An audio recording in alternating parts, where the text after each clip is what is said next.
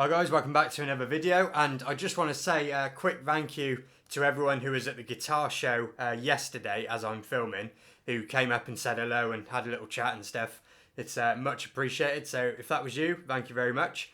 And getting on to the next video in this little series then is of course Layla by Derrick and the Dominoes. So this track was on the only Derrick and the Dominoes album, Layla and Other Assorted Love Songs, which, like I said, came out in 1970. So what we at, nearly 55 years ago now, this iconic riff and song. And the single for Layla came out in 71, about a year later. And it charted pretty well, to be fair. It was a song that was well liked. And then decades later, Eric did the acoustic version of it. And that, went down really well and charted well as well. So, it's a song like that with such an iconic sound is just going to be timeless, and it's just mad to think that it's 55 years old already, nearly, well over half a century in age, which is just mad because it just still sounds as good as it ever did, kind of thing. So this song, it was kind of inspired by two things really. One was old ancient Persian literature, the story of a man and his wife and falling in love and being crazy and all that sort of stuff. And famously that kind of inspired Eric at the time, because he loved his friend George Harrison of the Beatles' wife, Pattie Boyd. And of course he went on to marry Pattie Boyd, and they were married for about 10 years. And apparently George Harrison was all good about it and attended the wedding even and stuff like that. So, lots of kind of folklore underneath this song kind of thing.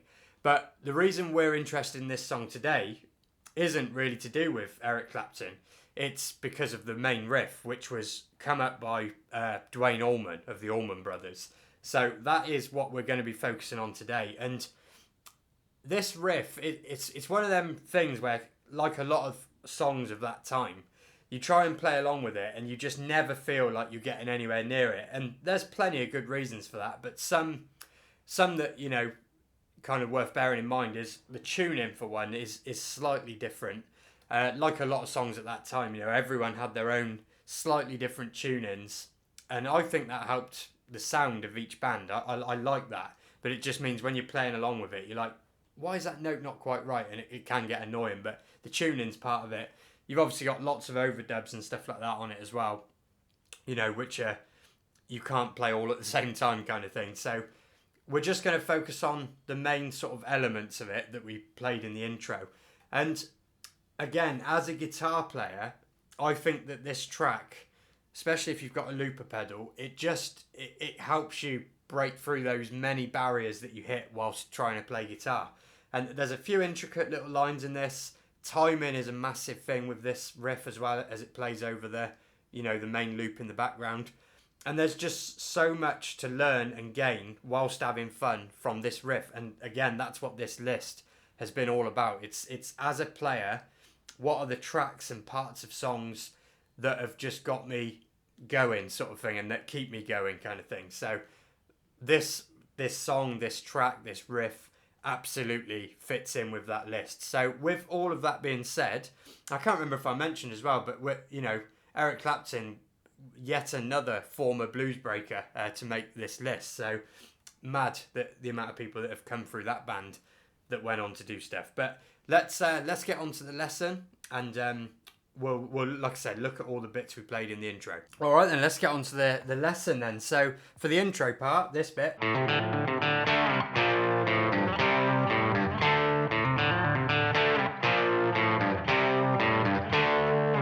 There's a couple of little things. It's got like a funny timing and groove to it. And once again, I would say have the record on and just try and pick up.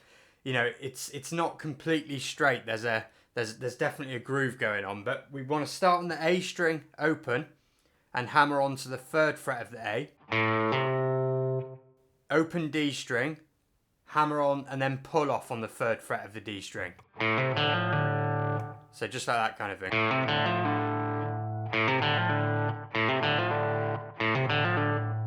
And again, have the record on to kind of pick up the timing of it.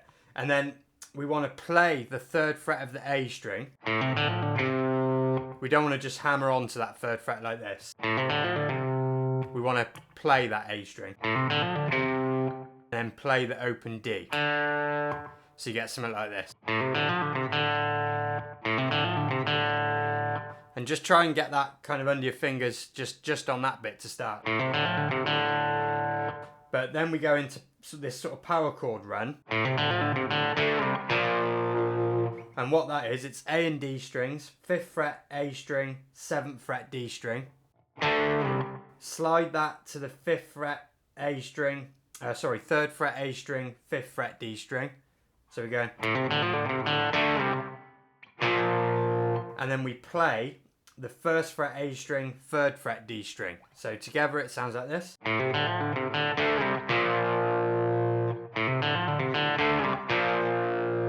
So we're doing that kind of slide from the first one, the 5th, 7th, slide to 3rd, 5th, and then play the 1st, 3rd A and D string. And then we've got open A, 3rd fret E.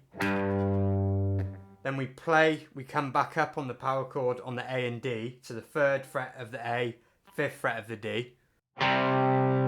Open A, 5th fret, 3rd fret again, E. So we got this.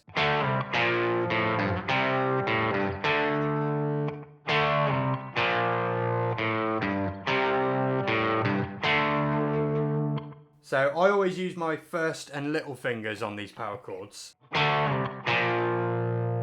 Because by using my little finger, I've got these fingers here free to do the open A and then 3rd fret E.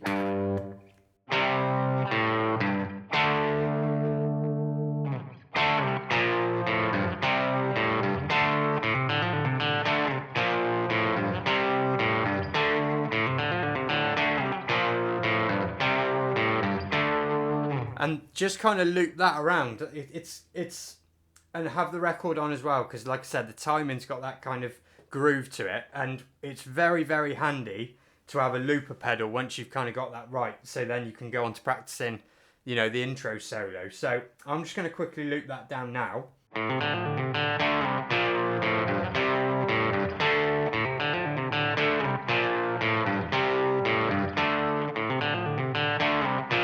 So there we go, we've got ourselves a little loop going roughly. And I would definitely recommend, you know, as a looper kind of practice song, this definitely works quite well. So the first thing we've got is that kind of intro overdub, which I'm not 100% sure this is right, but this is kind of how I do it. I'll put the loop on for context.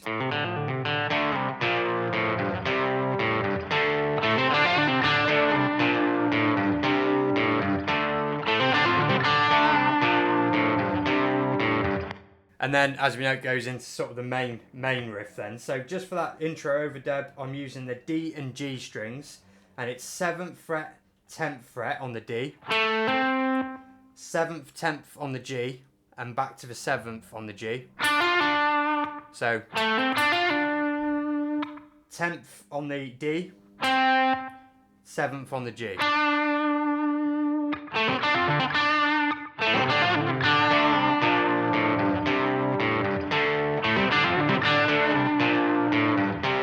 And I think that's somewhere near, but like I said, this song's got quite a few sort of overdubs and harmonies going on. It's part of what makes you never feel like you can get there. But the main sort of thing, as we all know, is this one.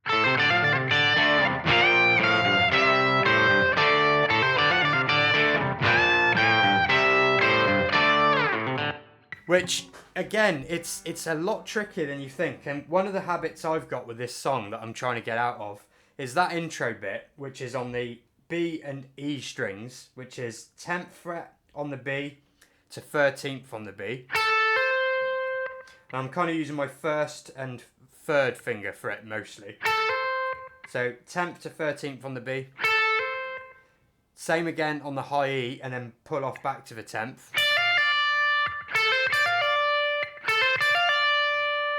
And then sort of hammer onto the 13th on the B. And then play the 10th on the high E. And it's slightly slower than I feel naturally inclined to play it, because I kind of rush it and then it's not clean enough. But if you just slow it down a tiny bit and just focus on that, especially if you've got the looper.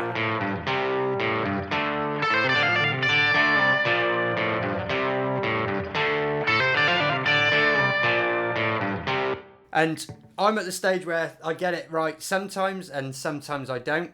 And it's just, like I said, I always feel I just need to slow it down just slightly. So I definitely recommend doing that. So once you've got that down or somewhere near, especially with your looper pedal, really good practice for that.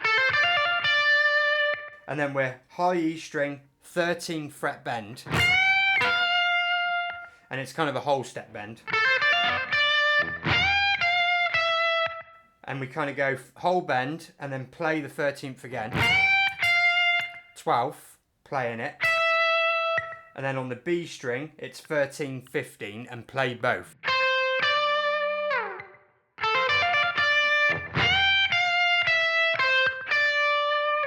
And another little thing with this song is that little bit there.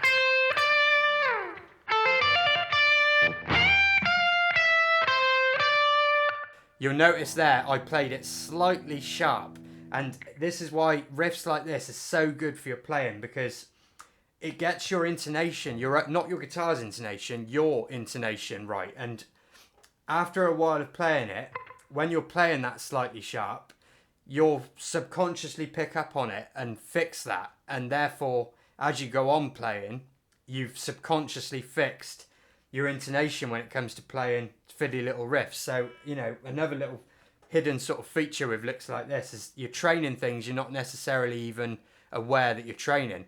But watch out for it though. Have your ear kind of alert to when you play that.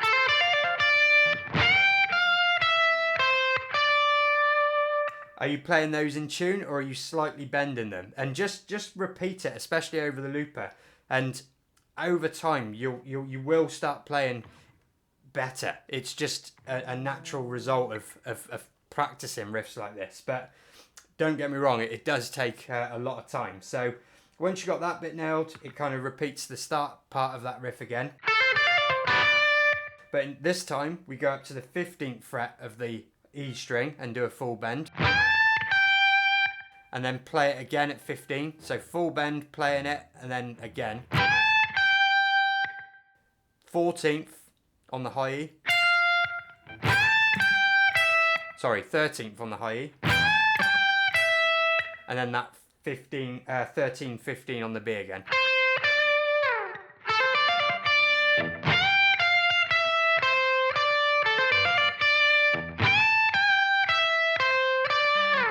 And then that kind of repeats itself again. So just to quickly go over it one more time. B and E strings, 10th on the B to 13th on the B. 10, 13 on the high E, pull off back to 10. Hammer on the 13th for the B. You can get away with playing that if you've got really quick hands, but I think that in the context of the song, I do think he's just hammering back to the 13th on the B. Kind of like that. It's almost subtle kind of thing. But he's definitely then playing the 10th of the high E to finish it. And we got that full octave, full step bend on the 13th high E. 13 again, then 12. And then that 13 to 15 on the B. That bit again. High E string, 15th fret, full bend. 15th played. 12th on the high E played. And then the 13, 15 on the B again. Let's try and put that in context.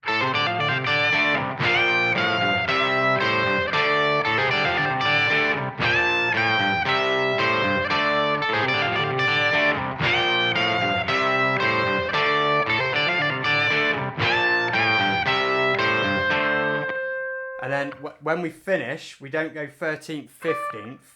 We kind of stay on the 13th and do a sort of bend.